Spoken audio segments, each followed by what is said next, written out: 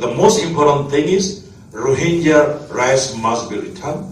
They must be recognized officially by law. They are citizens of Myanmar. And all discrimination must be ended. So that is my message to all of you, so that that message could reach to the all world stakeholder and to reach to our forthcoming new government, so that we in our country, Myanmar, everybody can enjoy with genuine democracy. Thank you so much.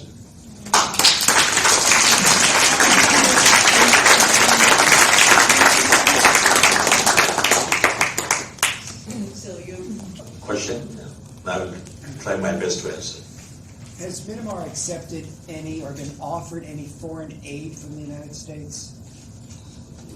It might be a good idea to repeat the question. This one was, has Myanmar been offered any aid from the United States? Foreign aid, yeah. I think after 2010 election, we have quasi-civilian government.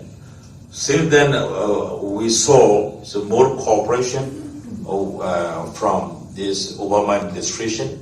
They have been very positively engaging, and also they're trying to make more success story. I think also President Barack Obama has very good ties with Aung San Suu Kyi. So, but after the election, so also I hope United States government will have more, because NLD make a landslide victory on the November 8 election. Yes. I understand that military has 25% control in Parliament, regardless of the winning numbers, and that they have promised not to meddle. But what is your long-term view about whether they will try to prevent some of the things that you want to happen because of either their 25% presence or their background presence? Thank you for the. Personally, I don't agree with 25% who are from the army. I think this is a model copy from previous Indonesian system. So even NLD and Aung San Suu Kyi and other democratic forces are repeatedly mentioned about that to amend the constitution, but it was a failure before the election. But anyhow, I think the NLD is trying its best first to take state power. Even in the 2012 by-election, she told to the people the main idea of NLD to take part this election is so that to amend constitution, amendment of this 24%, and not only that, there's another very big issue is incorporated in the constitution. I call it military rule is built in the constitution. For example, we have a number of important ministry, Home Ministry, Defense Ministry, and Border Affairs Ministry, which is very important. So among these three ministries, the most important for the people is Home Ministry. So Home Minister was nominated by the Commander-in-Chief, and President simply appointed. That is how Home Ministry is administered in the Constitution. Again, so we can see democracy, election, but it is only upper level, not grassroots level. We don't have municipal election. We didn't have township councillor election. We didn't have district administration election. Again, in the Constitution is clearly mentioned all township administrator and district administrators are appointed by the Home Ministry. So as I explained earlier, Home Minister is appointed not by the President, by the Commander-in-Chief. who is the chief of the army. In that way, I can say military rule is built in. Military rule chip is built in the system.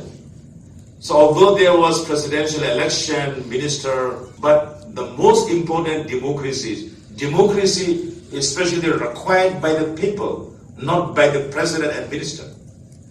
We are more concerned with the people. I hope NLD and all people of Myanmar will work hard to change their system. We could expect, you see, a better system and a better democracy system.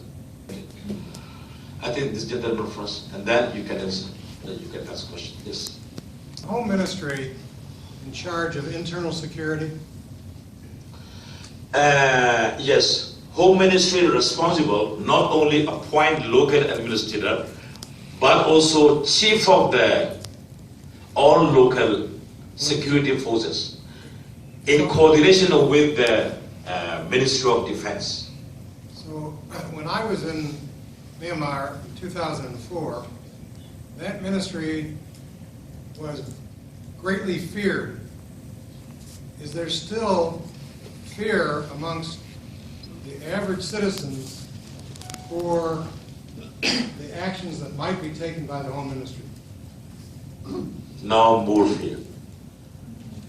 Because people are just enjoying, because these people have been suffering for several decades. Because of NLD landslide victory, people are very joyous, but we can notice, joy of Daw San Suu Kyi and joy of people. I have not seen any significant joy on her face, because she knows very well what's going to happen.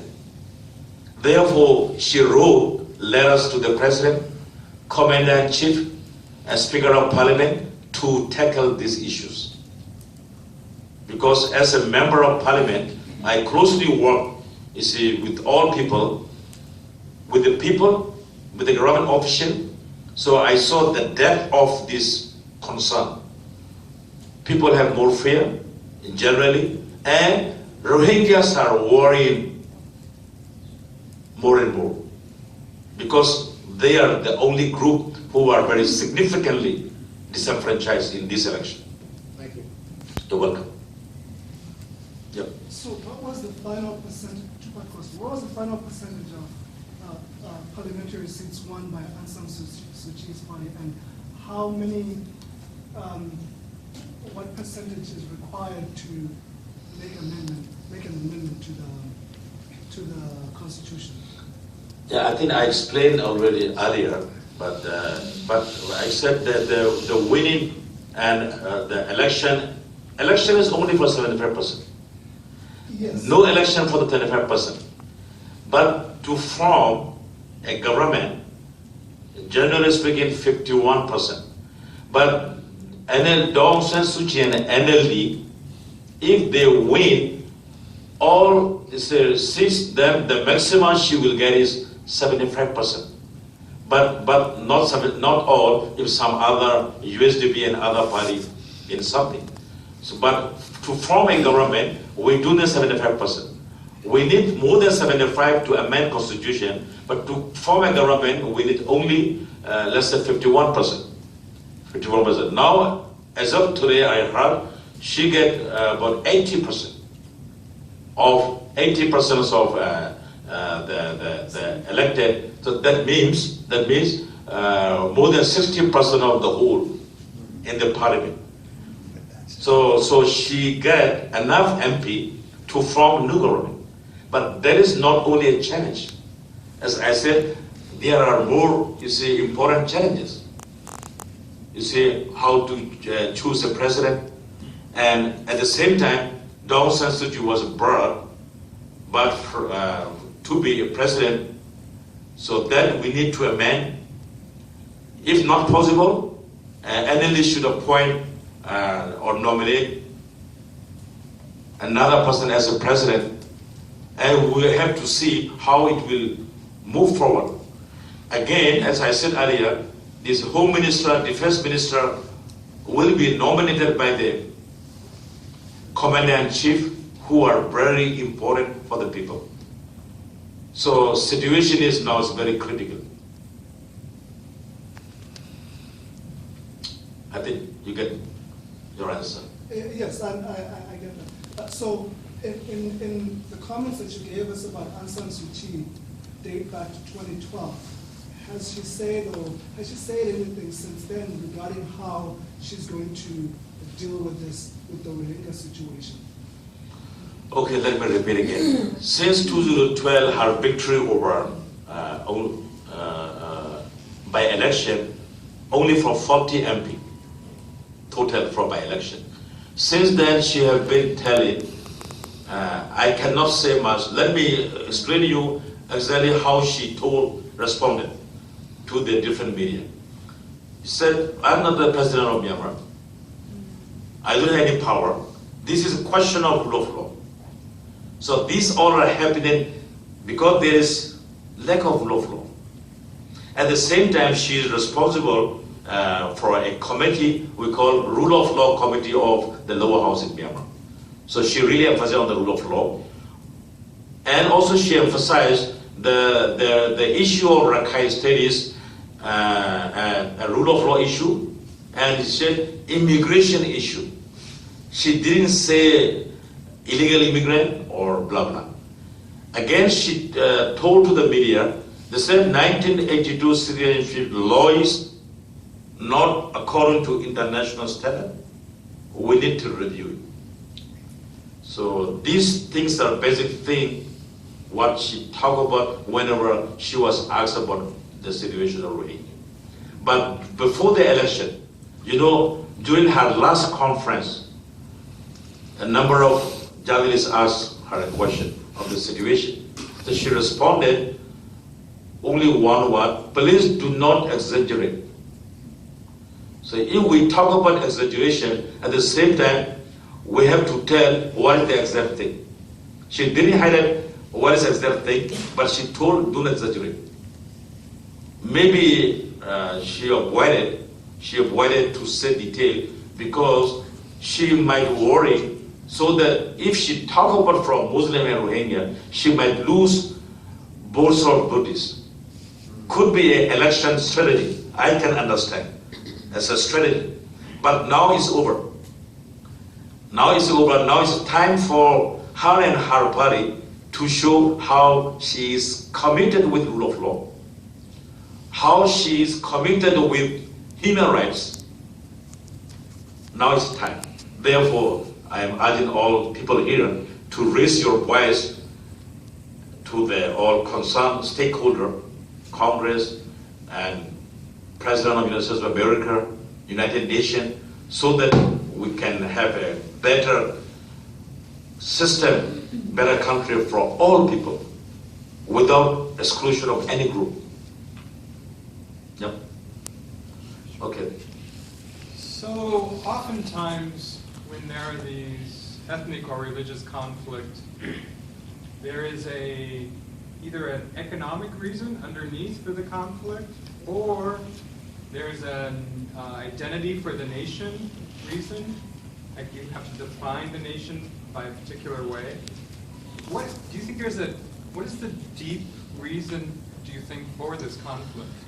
A number of reasons, but let me highlight which is more possible and more important. As I explained in my introduction, the discrimination against Rohingya Muslim is used as a political tool to maintain dictatorship. That was adopted, this system was adopted by the former dictator General Newey. So after the 1962, there was in 1974, they formed Burma Socialist Programming Party government. Single party, the parliament. That parliament was, we call it rubber stamp parliament. Except head nodding, nothing happened. Whatever BSPP party submitted, they all approved it. So although they showed some kind of democracy or election, but the main tool they spare only. Whenever they see some problem, some unrest from the people, they simply make this issue active. So you may experience, we experience a number of small ethnic religious tension, Shan State, Rangoon, and Rakhine State. Then they changed the direction of mindset of the people so that they could maintain their power. And I would call it 2012 and up to now, the hate speech, the violence, underneath is not economic reason, because as a whole, Myanmar is very poor, except handful amount of people. The gap between rich and poor is very huge. So if economic reason, I think it should be for all. Not only for the Rakhine, not only for the Buddhists, not only for the Muslim, for all. So that is not the main issue. The main issue is, so this USDP government, they still use that tools because of Mabantha, some extremist group, and they try to make anti-Muslim sentiment. At the same time, you may know, they even blamed Aung San Suu Kyi party. They said her party was cooperating with the Muslim. She is not doing for the Buddhist religion, for Buddhism. So if she gets power, there will be maybe other non-Buddhist or non-Myanmar people will come in. So these all are propaganda systematically done because of to maintain the power. So the main reason is for political reason, for the long life of dictatorship. Again, I will call it, I really appreciate from this stage to all Myanmar people, again Aung San Suu Kyi and her party, they did very good job so that they made a big knockout to the survival of dictatorship. Still some possibilities left, but we need to be very careful, and we have to eradicate this dictatorship system from our country. Otherwise, we will never be able to escape from this bad cycle. I hope I answered your question. You're welcome. One man and one woman, so let me get Lady Pride, then the man. I hope I'm fair. Thank you. I just was wondering, you talked about equality for women as well. Can you talk about a little bit about what it's like to be a woman in Myanmar? Muslim or Buddhist or otherwise? Because if we talk about human rights, if we talk about citizenship rights, so we cannot exclude the women. I said more than 1 million of Rohingya. So out of 1 million Rohingya, 80% are women and children. So we always talk about a woman. When we have a problem, you see the first victim is a woman and children. So, but as a system, I have to confess the truth. Since we are struggling for the democracy, we are trying to escape dictatorship. I think all women understand. Even NLD could not make more women's envy because of this long-term oppression. I hope in the near future, if we can sustain a genuine democratic system, there will be more place for a woman. Are they educated? Do they have access to jobs? Because I was also an entrepreneur in IT field. At the beginning, I have 15 staff, one example. Out of 15, also I recruited 12 men and 3 women. I found all 12 men are very lazy. Women are very hardworking. So after 2 years, I made a change. 12 women, 5 men. Then so it's become better. It's not only me, everywhere, even the government staff administration, women staff officer, they are very punctual. They are not spending their time at the tea shop, while men are wasting most of their time at the tea shop, you see, including me. I'm not fair. But our women are so very good. Therefore, we can have, this is the reason why we have now a woman leader. She was also very liked by the women of Myanmar. Also, we are encouraging, we have a women leadership so that our country can utilize all human resources. You're welcome.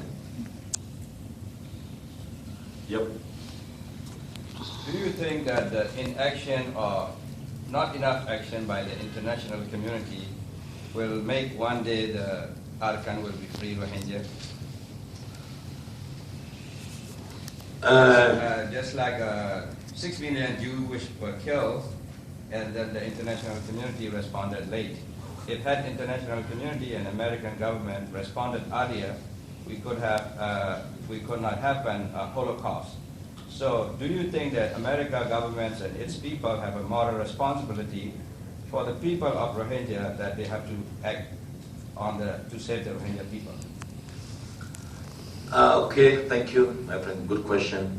So, also this is a very deep question or difficult. Let me share what I can answer and I can share with all of you. In fact, although I am a member of parliament in Myanmar, I have been closely working with international community. So they all told me they are very aware of it. They are very concerned. So they will not hesitate, you see, to tackle those issues. But at the same time, they all want to make a change in the country. But still, I want to be very positive and optimistic, so we never give up. Maybe because of we need